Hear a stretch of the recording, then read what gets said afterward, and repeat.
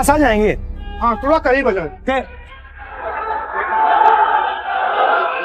हमने आपके आने से पहले आपस में कुछ सवाल साझे किए हैं, आपके सामने रखेंगे। तो एक तो ये सवाल आया कि इस देश में रिजर्वेशन को बड़ा बदनाम किया गया, ये कोटे वाले हैं, ये भीमटे हैं, ये लायक नहीं है, मेरिटोरियस नहीं है।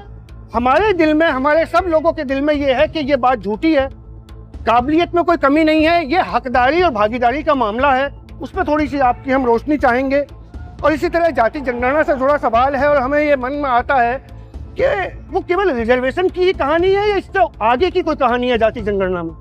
हमें लगता है कि आपके बातों में कुछ नई बात हमें कई बार महसूस होती है, इसको बढ़ाने की जरूरत है। सबसे जरूरी जिस चीज को मेरिट कहा जाता है उसका निर्णय कौन लेता है। मैं आपको छोटी सी कहानी बताता हूँ। बड़ा सुंदर एक्सपेरिमेंट हुआ अमेरिका में। जैसे हमारी IITs होती हैं, उनका जो टॉप एग्जाम होता है उसको SAT कहते हैं। और जब SAT पहले लागू हुआ तो एक अजीब सी चीज आई कि जो अमेरिका में गोरे थे वो सब टॉप कर रहे थे और जो काले चमड़ी वाले थे वो इतना अच्छा नहीं कर रहे थे, और वो जो स्पेनिश बोलते हैं वो भी इतना अच्छा नहीं कर रहे थे। तो पहले क्या बोला, पहले जो उनके बड़े बड़े एकेडमिक्स थे उन्होंने बोला देखो ये जो है ना, ये जो काले हैं और ये जो स्पेनिश बोलने वाले लैटिन अमेरिकन हैं, ये इतने मेरिटोरियस नहीं है, इनको मतलब वो बात समझ नहीं आ रही है, इनकी कैपेबिलिटी कम है। और ये काफी सालों चला।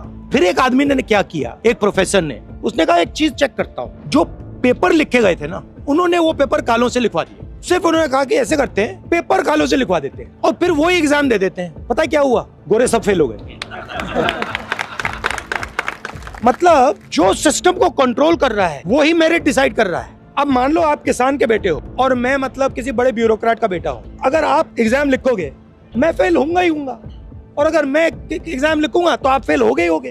तो ये कहना कि भैया ये मेरिट से आया, ये मेरिट से नहीं, सवाल में है भैया वो जो ऊपर बैठा है वो कौन है, वो पहले मुझे बताओ। अब अगर आप मुझे कह रहे हो कि IIT का जो एग्जाम लिख रहे हैं वो सारे के सारे अपर कास्ट के हैं और दलित फेल हो रहे हैं, तो फिर एक काम करो, दलितों से लिखवा के दिखाओ, ट्राई करते हैं। जाति जनगणना क्या है? जाति जनगणना से अगला कदम दिखेगा। जाति जनगणना में ये कहना कि जाति जनगणना सोल्यूशन है, नहीं, मगर जाति जनगणना में ये पता लग जाएगा कि भैया आप कह रहे हो कि दलित लोगों में कोई कमी है, ठीक है, मगर ये जो संस्था है जो डिसाइड कर रहे हैं इनमें तो एक दलित है ही नहीं, उनकी तो आवाज ही नहीं, उनकी सोच ही नहीं है, तो कैसे होगा? तो जाति जनगणना क्या दिखाएगा, किसकी कितनी आबादी है, दूसरे नंबर पे कौन कहाँ है, मतलब ब्यूरोक्रेसी में कौन बैठा है, कहाँ बैठा है, और उसके बाद क्या होगा। मैं खुल के बोलूं तो ये जो पिछले 10 साल में बीजेपी ने किया है, ये दलितों, पिछड़ों और आदिवासियों की जो हिस्ट्री है उसको मिटा दिया इन लोगों। आपका क्या रोल था, आजादी में क्या रोल था, उससे पहले क्या था, आपने मतलब आपकी हजारों साल की हिस्ट्री है वो सब गायब कर दी। और जिसकी हिस्ट्री चली गई फिर वो भविष्य की कैसे बात कर सकते? 21वीं सदी है, डेटा का जमाना है, डेटा से कोई लड़ नहीं सकता। मैंने डेटा रख दिया कि भैया जाति जनगणना का डेटा है, ये लो भैया, 90 ब्यूरोक्रेट हैं, एक दलित बैठा है, एक आदिवासी बैठा है, इनका कोई हक नहीं है, बैठे हुए हैं, चुप बैठे हुए हैं कोने में, डेटा से पता लग जाएगा। और जाति जनगणना मतलब डेटा का बस वो ऐसा जाएगा, सबको पता लग जाएगा कि भैया हमारी भागीदारी इतनी है। मैं मतलब सिस्टम के अंदर से आता हूँ, आपने अंदर से नहीं देखा, कितना अन्याय हो रहा है मुझे दिख रहा है, मैं जानता हूँ। तो ये लड़ाई है। और जाति जनगणना सिर्फ जो मेरा कॉन्सेप्ट है वो सिर्फ आबादी का नहीं है। तो एक सवाल ये है कि भैया कितने पिछड़े हैं, कितने दलित हैं, कितने आदिवासी हैं, आपकी बात कैसे पहुंच सकती है? मतलब दलितों की बात मीडिया में कोई कर ही नहीं सकता, पिछड़ों की बात कोई कर ही नहीं सकता। आजकल हम देखते हैं, कहते हैं भैया मीडिया न्यूट्रल है, मीडिया न्यूट्रल नहीं है। मीडिया दलितों के, आदिवासियों के, पिछड़ों के खिलाफ है। ये क्लियर होना चाहिए। पिछड़ों को, दलितों को, आदिवासियों को पता होना चाहिए ये जो हम देख रहे हैं ये हमारा नहीं है। तो ये मेरी थिंकिंग है। और एक और बात मैं आपको कहूँ, ये जो पिछड़ा शब्द है ना, ये अच्छा शब्द नहीं। ये अदर, बैकवर्ड कास्ट, पिछड़ा, ये नहीं। आप इस देश के फाउंडेशन हो, ये देश ये आप लोग चलाते हो। ये कहना कि भैया ये दूसरी पिछड़ी जातियां, इसका क्या मतलब है? आप प्रोड्यूसर क्लास हो, जो हिंदुस्तान में प्रोडक्शन होता है वो आप करते हो, भोजन आप देते हो, ये बनाया आपने, ये सब आपने बनाया, ये इमारतें आपने बनाई। तो आपको ये जो आपकी हिस्ट्री है, जो एक्चुअली हिंदुस्तान की सच्ची हिस्ट्री है, वो आपकी हिस्ट्री है। बहुत बड़ी बात आपने कही है। एक समय उम्मीद इस देश में जागी थी कांशीराम साहब के समय के इस देश में अब बहुजन वैचारिक आंदोलन से देश में बदलाव होगा और सभी जातियों को, सभी वर्गों को उनके हक और अधिकार मिलेंगे।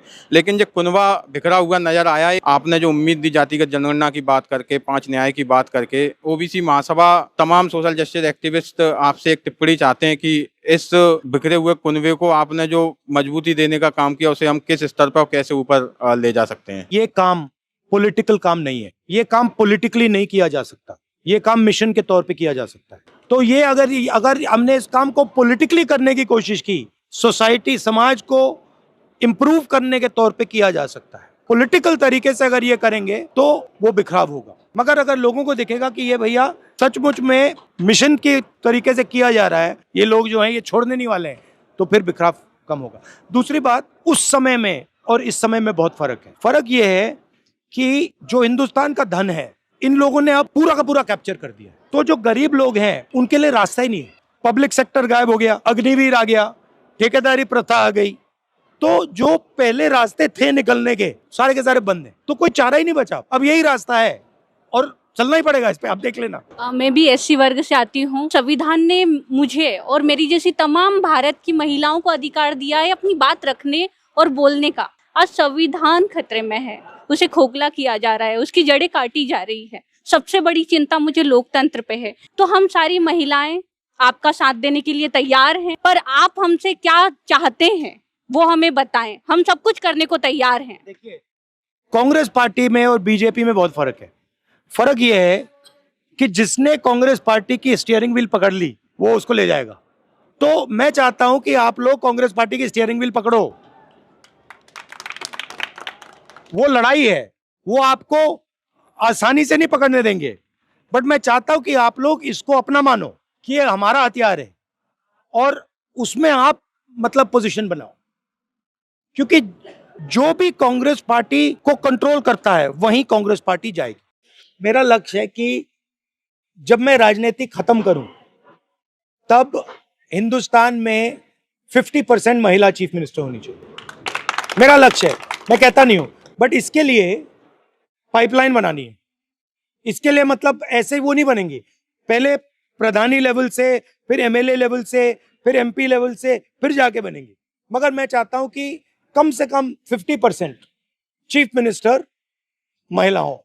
आज एक है। एक निवेदन था, आपने इस पूरे देश में हम लोग सारी संप्रदा के लोग हैं, सारी जाति के लोग हैं, हम चाहते हैं आप हाथ बढ़ाएं और हम आपका हाथ है सर, ऐसे सर, ऐसे सब लोग हाथ बढ़ा के, सब लोग आइए। एक हम होंगे कामयाब, हम होंगे कामयाब, हम होंगे कामयाब एक दिन।